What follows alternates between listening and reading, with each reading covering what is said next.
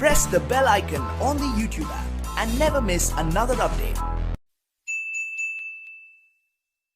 شاہ کسریٰ ایک بہت بڑا بادشاہ تھا۔ اس کا ایک ہی بیٹا تھا۔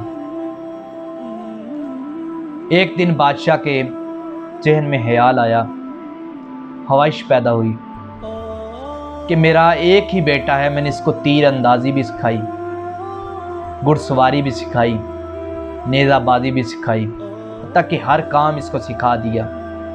اب میں چاہتا ہوں کہ میرا جو بیٹا ہے وہ دین کا علم حاصل کرے، اب وہ ضروریات دین سے بھی تھوڑا آگاہ ہو جائے۔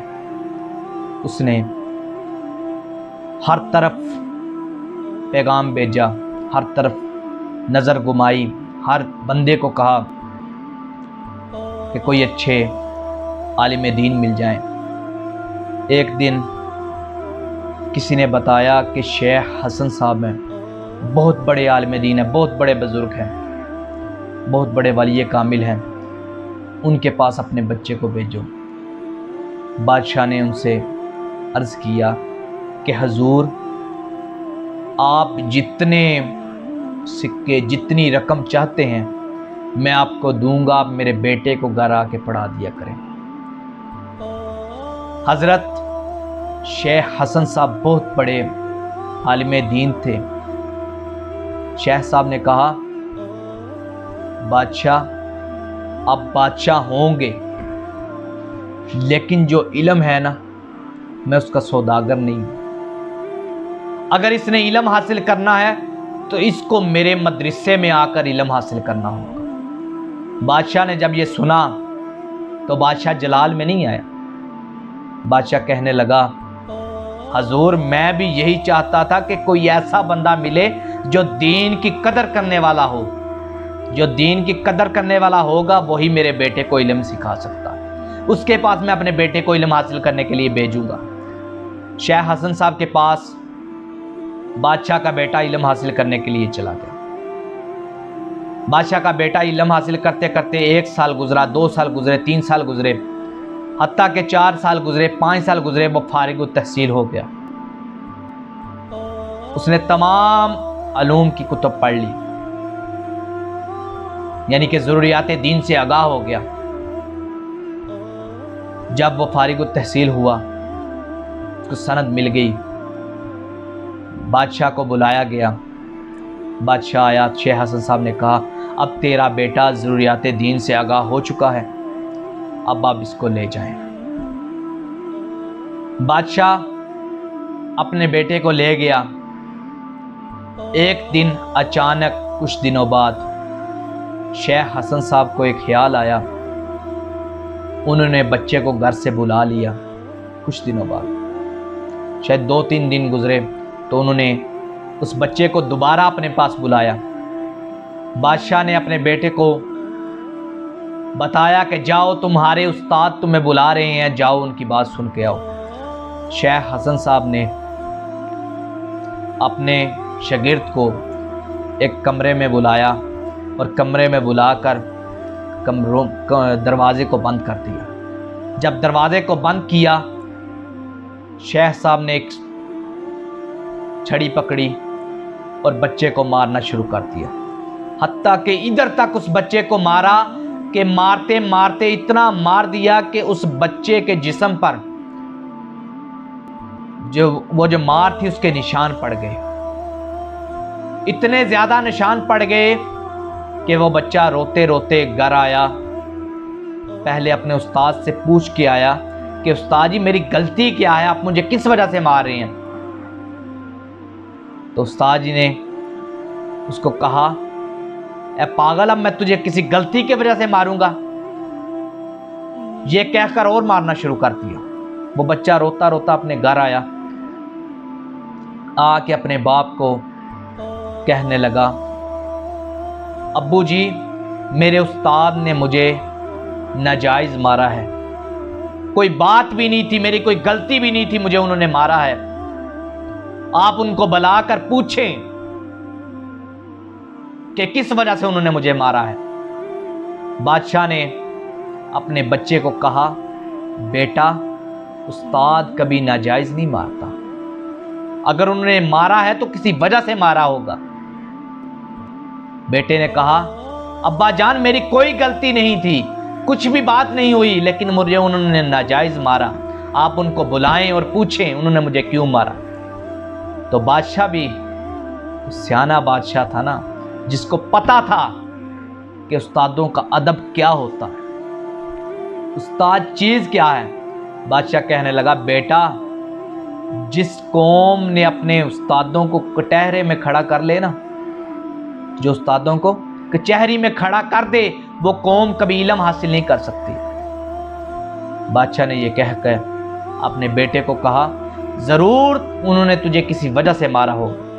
وہ بیٹا بار بار اصرار کر رہا ہے آقا میری کوئی غلطی نہیں تھی، ابا جان میری کوئی غلطی نہیں تھی، حضور میری کوئی غلطی نہیں، مجھے استادوں نے ناجائز مارا ہے۔ جب اس نے یہ بات کی، بادشاہ نے پھر یہ کہا کہ بیٹا استادوں کو کچہری میں نہیں کھڑا کیا جاتا، استادوں کو کچہری میں نہیں کھڑا کیا جاتا، کیونکہ جو بچہ اپنے استادوں کو کچہری میں کھڑا کر دے وہ کبھی دین حاصل نہیں کر سکتا۔ جب اس نے یہ کہا، وہ بیٹا چپ کر کے چلا گیا، اپنی اماں سے بھی جا کر یہ واقعہ کہا اماں جان استاد جی نے مجھے ناجائز مارا ہے، اور ابا جان کو میں نے بتایا، انہوں نے کوئی بھی نہیں بات کی، انہوں نے کہا کہ نہیں انہوں نے تجھے کسی غلطی کی وجہ سے مارا ہوگا۔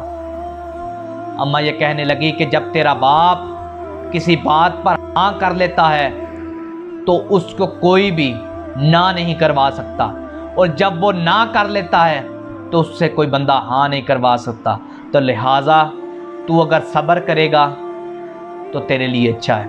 وہ بچہ چپ کر کے سو گیا، صبر کیا، حتیٰ کہ 1 سال گزرا، 2 سال گزرے، 3 سال گزرے، حتیٰ کہ 35 سال گزر گئے۔ بادشاہ کا انتقال ہو گیا، اب اس کا بیٹا بادشاہ بن گیا۔ بادشاہ کے انتقال کے بعد اس کا بیٹا بادشاہ بن گیا۔ جب وہ بیٹا بادشاہ بنا، با اختیار ہو گیا، اس نے سب سے پہلا جو کام کیا بادشاہ بننے کے بعد، اس نے کہا کہ میرے استاد صاحب کو بلایا جائے۔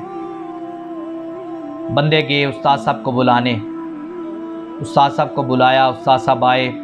استاد صاحب شیخ حسن صاحب اتنے بوڑھے ہو چکے تھے کہ ان کی بھویں بھی سفید ہو چکی تھی، وہ ہاتھ میں چھڑی لے کے، اس چھڑی کا سہارا لے کے اس کے ساتھ چلتے تھے۔ شیخ حسن صاحب بادشاہ کا جو بیٹا تھا، جو بادشاہ بن چکا تھا، اس کے پاس حاضر ہوئے۔ بادشاہ کا بیٹا کہنے لگا استاد جی مجھے پہچانا ہے۔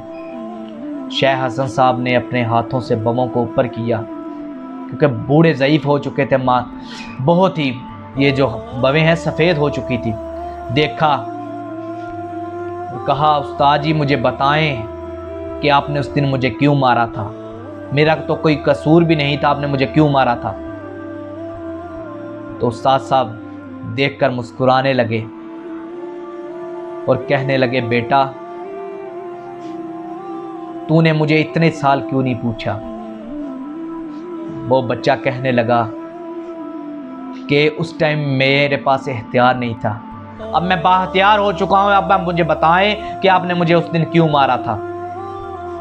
تو شیخ صاحب فرمانے لگے کہ بیٹا مجھے پتا تھا تو بڑا ہو کر بادشاہ بنے گا، میں نے تجھے اسی لیے مارا، تجھے میں نے اس دن مارا، آج تو بااختیار ہو چکا ہے، تو نے مجھے اپنی عدالت میں طلب کر لیا،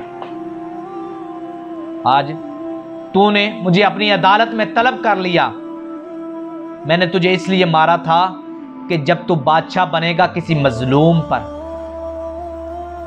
ظلم نہ کرنا۔